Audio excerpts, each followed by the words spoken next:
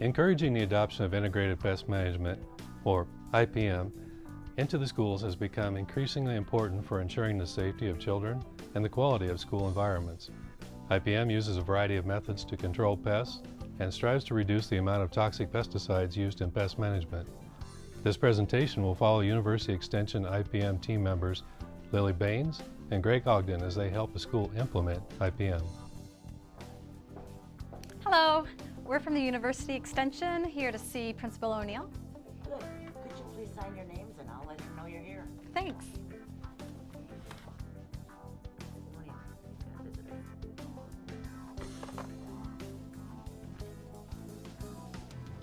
Hi, I'm Donald O'Neill. Hi, I'm Lily Baines. Nice to meet you, Lily.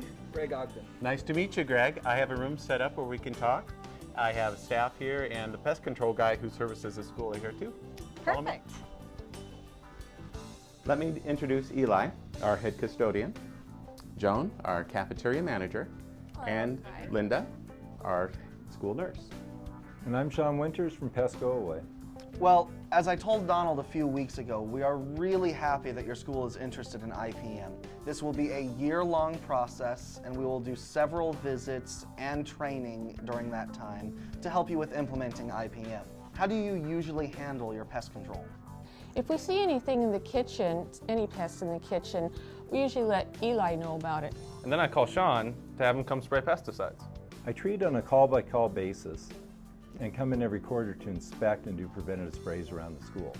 Well, one of the key elements to IPM is to lessen the amount of routine pesticide applications and to use other control methods that are healthier and safer for people and the environment. Sean, your pest control company will be an integral part of this school's IPM plan. Absolutely. We hear a lot about IPM and I'd like to learn more about it. Sounds good to me. With the trend toward going green, we want to be environmentally friendly. It is our students' and staff's safety that is our top priority. So Lily, can you explain a little bit more about what IPM actually means? Sure. IPM stands for Integrated Pest Management. Basically, you increase sanitation, reduce clutter, seal holes, trap, and use other non-toxic methods of pest management. You might later need to use these with low toxic pesticides. The key is to identify the pest, and then you can treat it appropriately instead of automatically spraying. And remember, baseboard pesticide spraying is not the best way to solve your pest problems because it doesn't reach where the pests hide or where they are getting food and water. It only kills the pests that are directly exposed to the spray. It's our hope that over the next year, we will be able to teach you about the many strategies to control pests that will involve your staff, your pest control company, as well as your students. Awareness of what encourages pest activity is important, and then you'll better know how to prevent it. Before beginning the official IPM demonstration, Greg and Lily will discuss and sign a Memorandum of Understanding with Principal O'Neill. This indicates that the school is involved in the IPM program and will not have Sean come in and spray for the next year unless absolutely necessary. They will also request any available pest sighting or pesticide treatment logs from the school or Sean to see what pest control is currently done. Eli, I've been told that you are serving as the school's IPM coordinator. You'll be the contact and the person in charge of the program here? That's right. Great. Then you will be the point person for the school, and treatment options should be discussed with you. Make sure to do everything you can to solve a pest problem before considering spraying. Most pests can be controlled with less toxic methods. Okay. Sean, you'll want to work with Eli on this. One important and simple way to start is by placing and checking sticky traps in vulnerable areas, such as the kitchen. I've heard a lot about the usefulness of monitoring. Exactly. And we'd like to help the school understand the importance of it so you can coordinate your IPM program. As part of this process, we'd like to do some training with your staff, Donald.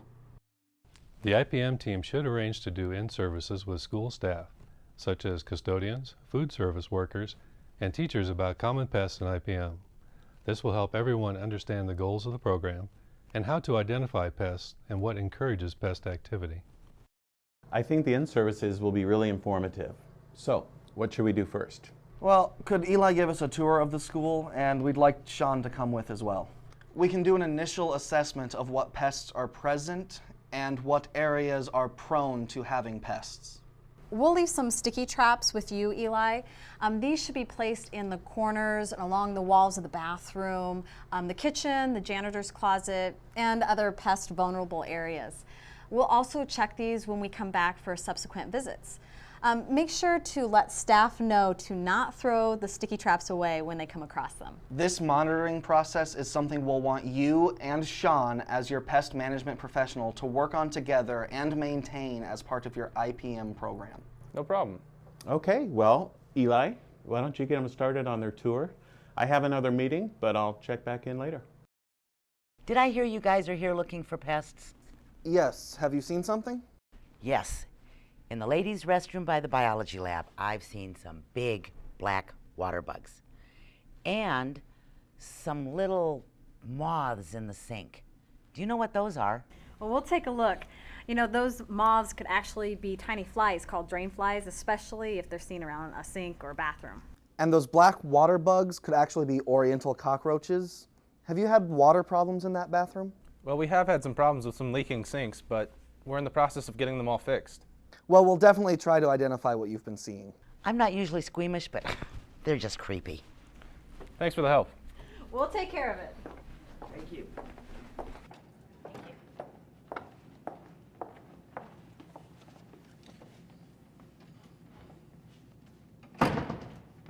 So, which area would you like to see first?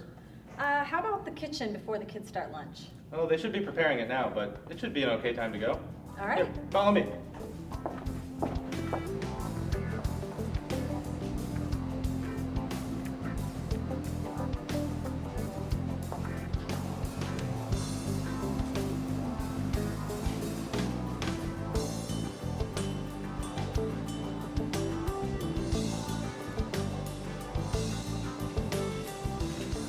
Hi.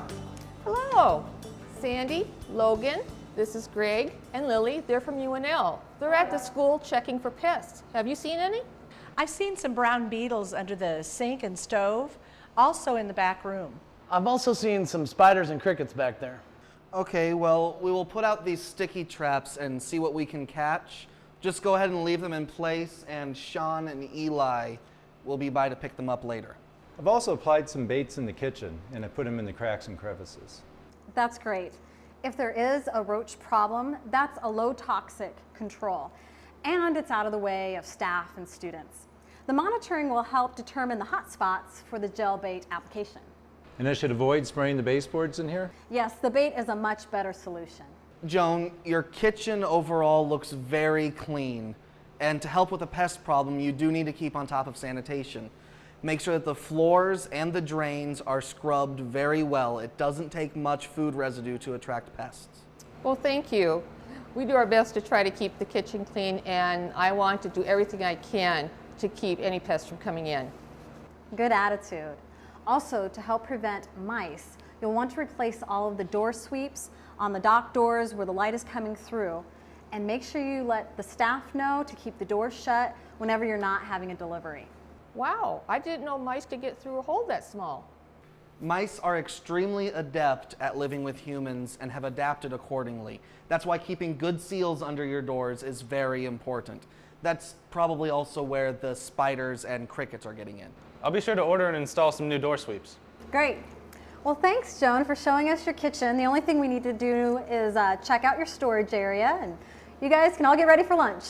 It's well organized, but the staff should unpack and discard cardboard boxes. Yes, cardboard boxes are the perfect roach hiding place. They especially love the corrugated parts of the box. Make sure that you also replace these wooden pallets with metal shelving. Great. Lily, can you put some traps near the door and behind the shelves? Sure. All right, well, I think we're done here. Let's get out of the kitchen staff's way. So where to next? Oh, whatever's easiest. We want to see the locker rooms, the bathrooms, the janitor's closet, science rooms, and the home ec room. Let's start with the custodial closet then. Okay.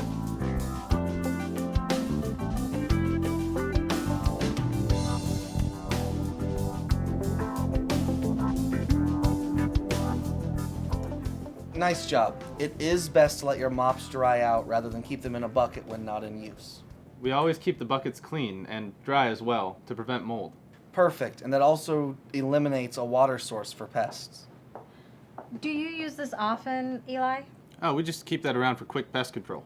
We encourage you to dispose of any cans of pesticide according to the label. Using lower toxic methods like the sticky traps are always a better choice. I know some of the other closets have pesticides. I'll be sure to remove them. Sounds good. Although keeping pesticides locked up has been a good practice, we prefer that you get rid of them. Although keeping other cleaners and disinfectants in locked storage is best. Yeah, we don't want the kids getting into it. Everything like that we keep in here, and only my staff and I have the key. How about teachers or other staff? Do any of them have any pesticides in their classrooms or offices? Not that I've seen. I'll take a look when I do my rounds. Okay, well, everything looks really clean and organized, so good job. Thanks. Let's go to the women's restroom next. It's right around the corner. Okay.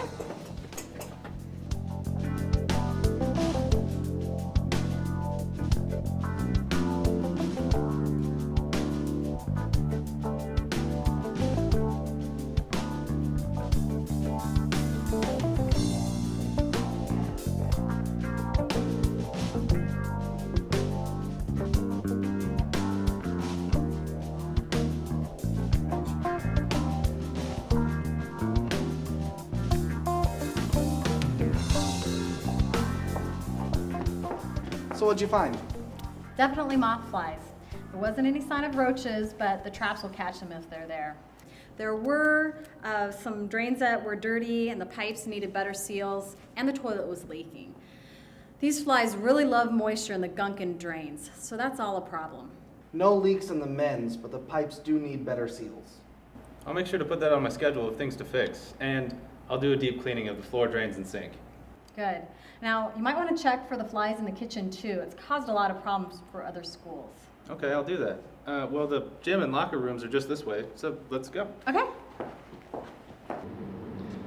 Well, it looks good. Same principles apply as with the kitchen and the bathrooms. Make sure that the drains are clean and fix the leaky sinks. Also make sure there is a good pipe-to-wall seal to eliminate the gaps where pests can hide. Also, food can be a problem in locker rooms in the gym, so watch out for crumbs and wrappers in the lockers and underneath the bleachers at athletic events. Keeping the area clean will really help prevent pests. Should we monitor in here as well? Well, it certainly wouldn't hurt to put out a few sticky traps, but really it's the food and the moisture we have to watch out for. Also, discard the pile of clothes left at the end of the year as they can become homes for rodents. Absolutely. Well, let's go to the home ec room next, and then we'll finish up with the faculty lounge. Sounds Okay. good.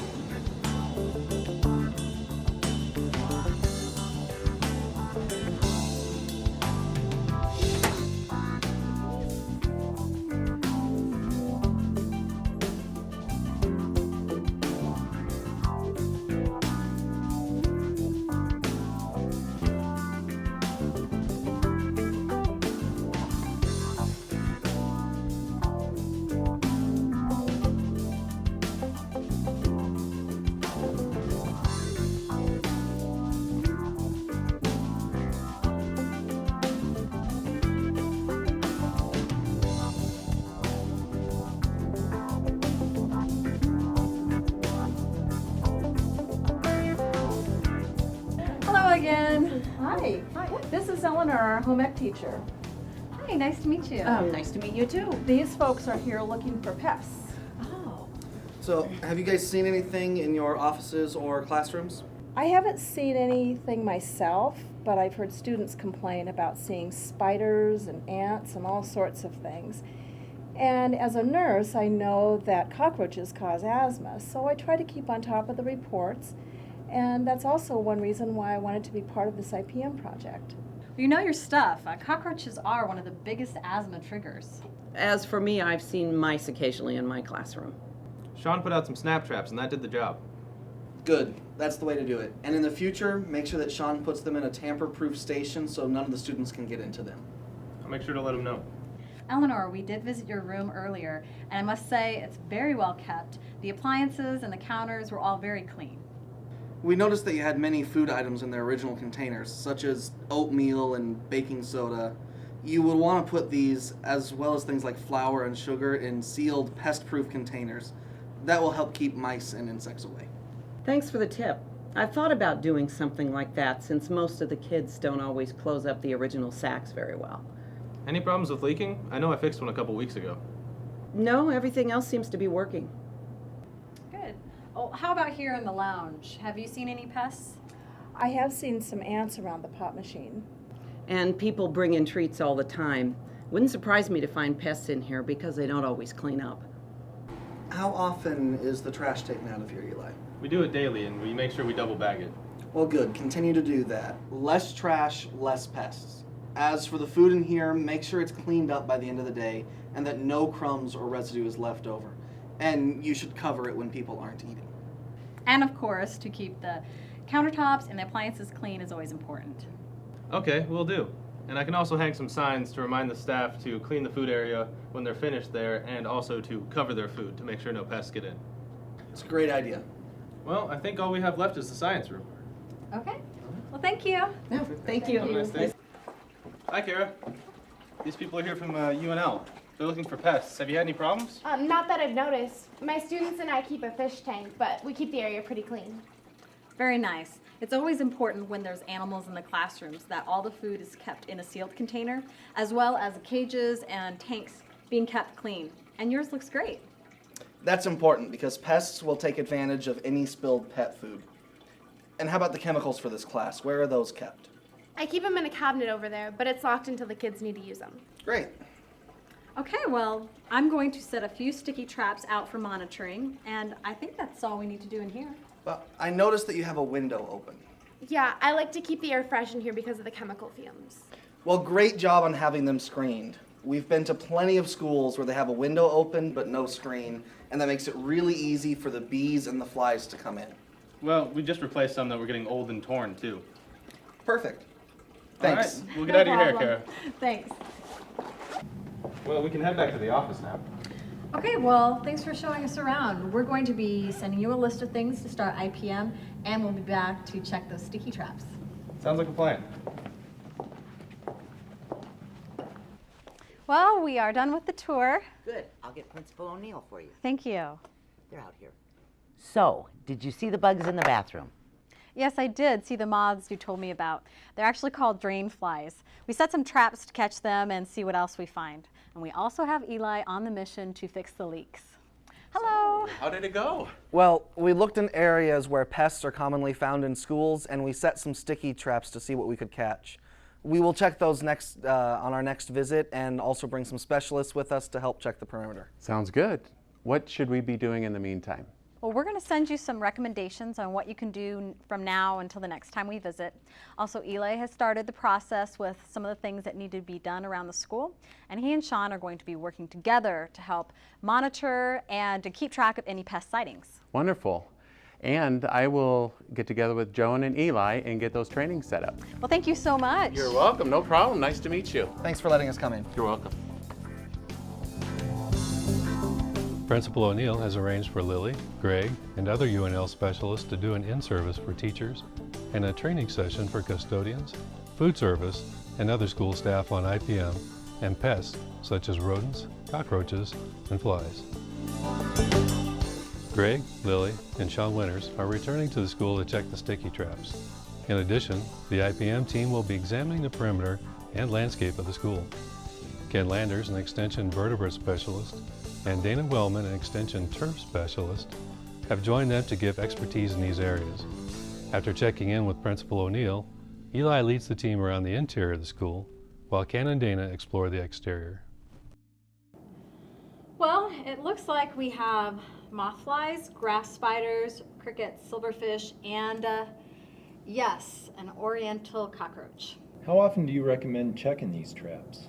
Probably once a month, or more if there's a bad infestation. I would continue to monitor and put them out wherever you can. You really can't have too many. I always inspect before doing any treatment, and now we'll be sure to use sticky traps as part of my monitoring. Definitely continue inspecting, and just add more traps to your arsenal. Snap traps and stations, more sticky traps, gel baits or dust in the cracks and crevices, and other low toxic measures. Spraying the school should be a last resort.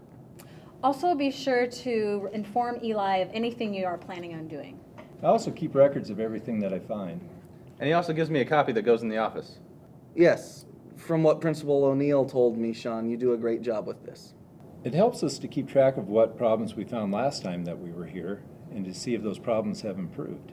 And you will want to notify the school before applying any pesticides, even low toxic ones. That way they can inform the staff and the students. We have a schedule for when we come out. It's always after school hours. And he always lets me know when he's coming. He'll usually give me a call the day before. Excellent. You're already practicing good IPM methods. So she found a roach in one of the traps. What do we do about that? You and Sean should continue to monitor. Put out more traps around the area where we found it. That trap was in the bathroom where Rachel had seen the water bugs, and we already know about the leak with the toilet, which provides the water for this pest. They love high moisture, so getting that under control will help. And the silverfish also indicate the high moisture in that bathroom. Yep. We're working on getting all the bathrooms fixed up. Using dehumidifiers or turning on the exhaust fans might help with the bathrooms until everything can be repaired. Easy enough. Are the spiders on the traps dangerous? No, those are just grass spiders, funnel weavers. They, along with crickets, are accidental invaders. They'd rather be outside than inside. They'll eventually die if they're left untreated. The door sweeps will help keep them from entering the building. This came from under the sink in the kitchen. It looks like a German cockroach nymph to me. You bet. This is probably one of the brown beetles that the kitchen staff was talking about. This will have to be monitored. We haven't caught any other roaches in the kitchen, but everything should be deep cleaned to prevent the problem from getting worse. Great. I'm going to start logging the placement of all the traps so I can continue to monitor them. All right, and that's exactly what we want you to do. That way you know what kind of pests are present, where the hot spots are, and when the IPM methods that you're using have started to decrease the population. Great. Well, I think we're done here. Greg, would you go check on Dana and Ken while I go put out a few more sticky traps? Sounds good. Okay. Hey guys, what'd you find? Well, I found a few places where rodents could gain access, mainly under doors and in holes around exterior pipes. Filling the holes with foam sealant and installing door sweeps should help. Oh, there was a bird nest in the eaves that should be taken down. Otherwise, everything else looked good. I got the door sweeps coming, and I can order some of the sealant if you can recommend a specific type to me. Also, I'll take a ladder outside and take care of that bird's nest later. You also had evidence of voles on the east side. Keeping the grass mowed, putting up fences, creating weed-free zones, and removing low-lying plants that give voles access to cover are a few of the solutions. I'll write you up a few recommendations. Okay, thanks. I did see a few trees that are too close to the building. That gives animals easy access. You don't want tree branches to come in contact with the building or extend to the roof line. What's the best way to deal with that? Well, try to keep trees 10 feet or more away from the building. And if this isn't possible, trim them as best as you can. I took some photos and made some notes of the areas that need attention. Great. So what about mulch? Well, you do have quite a bit of mulch built up near the building.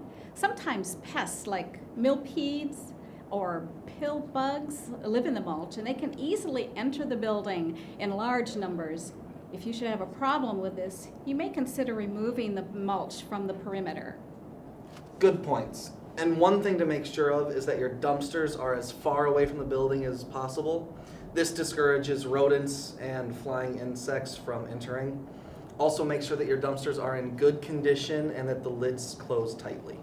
Sean, do you do any treatments out here? We do some herbicide applications for the weeds. Now, there are definite times to treat for weeds with herbicides, depending on the season of growth. Some weeds respond better pre-emergent and others post-emergent. If you have any problems with a particular weed, just let me know and I'll help you work out the details. Great. What about non-chemical methods? Greg's mentioned quite a bit about minimal spraying for pests. Is this true for weeds as well? Well, there are many things you can do to prevent or discourage weeds. You can hand pull certain weeds, but keep the lawn mowed at the proper height for the grass species. Aerate and don't overwater. But if a herbicide is necessary, be sure to follow the label and only apply when the children and the staff are not going to be exposed to it. We never apply when students are around. Great. Well, listen, I can send you some guidelines on turf care maintenance, and that would help cover the subjects we just talked about. I'd appreciate that. You're welcome. An important part of the IPM plan is to lessen the amount of spraying as much as you can and instead use other methods to control the pests and the weeds. But if chemicals are needed, choose the ones that are least toxic to people and the environment. Sounds like I have a lot to think about. Over the next year, Lily and Greg visit the school many times to see if there's progress being made towards implementing IPM strategies. Principal O'Neill has developed a written IPM policy and put it in place, and Eli and his staff have worked to repair or update problem areas. With the in-service training, the rest of the staff also understand IPM and can be proactive in reporting pests and preventing conditions that encourage them. Sean Winters continues to be an integral part in the school's IPM plan, providing resources and knowledge about pests and the tools to continue IPM success. These efforts have also paid off in spreading the word to other schools in the district and the state. Principal O'Neill has passed along what he has learned about IPM to colleagues from other schools that have expressed interest in starting their own IPM programs. He also has started a newsletter that provides his staff with quarterly updates about IPM. And finally, after a final evaluation, UNL Extension presents the school with an award for successfully completing the IPM demonstration project and for continuing IPM in their school. If you are interested in adopting IPM in your school and have more questions about getting started, contact the Pesticide Education Office at the University of Nebraska-Lincoln. They can help guide you as you reduce pesticide use and implement IPM to increase the health and safety of your staff and students and to protect the environment.